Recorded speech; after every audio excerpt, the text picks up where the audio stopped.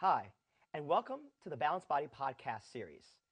My name is Nico Gonzalez from Cincinnati, Ohio, and with me today is Beth, who will be demonstrating some of the exercises on the Pilates Allegro today.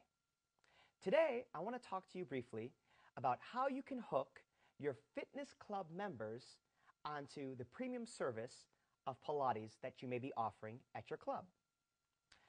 There are two big types of members that I've encountered that tend to walk into the Pilates studio.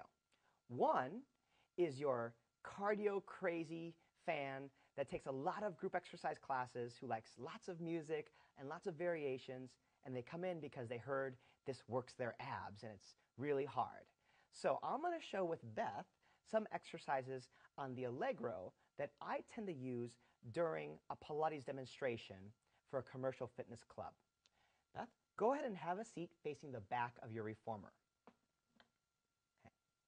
Good. Sitting right there. Now, of course, before Beth would walk in, I would know what type of classes she's taken.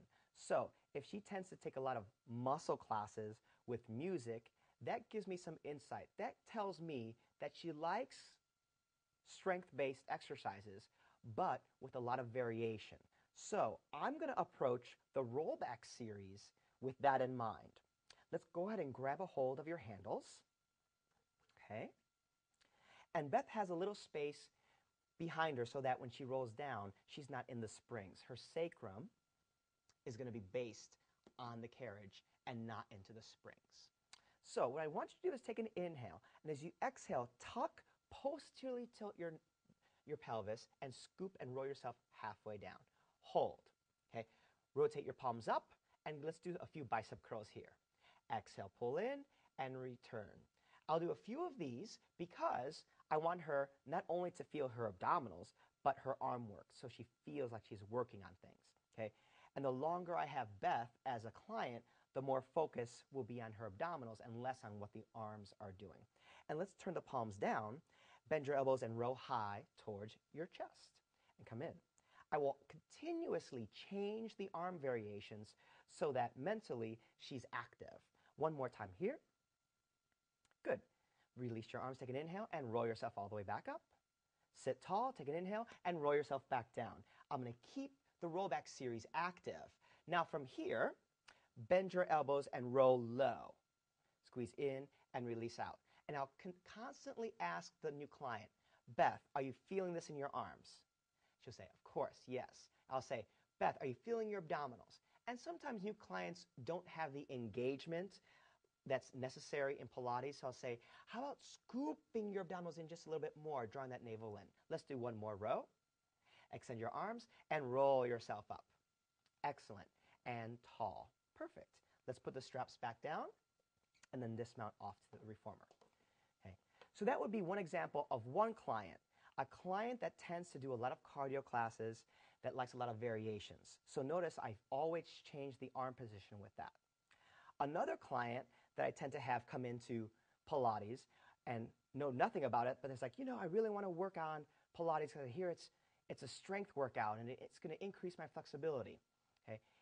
That type of client is usually a more muscular type of client.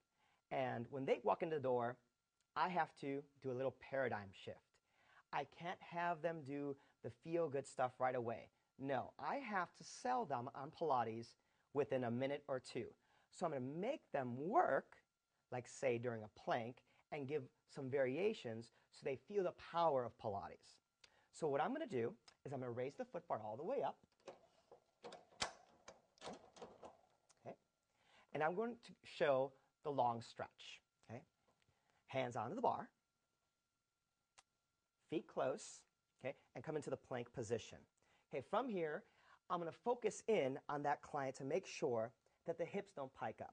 Because usually strength training, okay, involves a lot of focus on one muscle, but doesn't necessarily integrate the core. So that will be my focus, to make sure the hips don't hike up, that the spine doesn't extend. Now, to get them a little bit more focused on what they're doing, I'll extend one leg up. Okay, and have them alternate that exercise.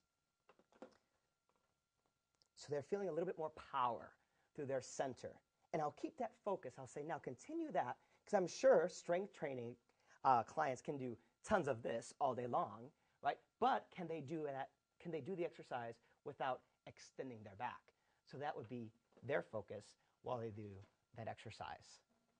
So hopefully we've given you some insight during your Pilates demonstration to hook those members into your Pilates studio. Thank you, and see you next time.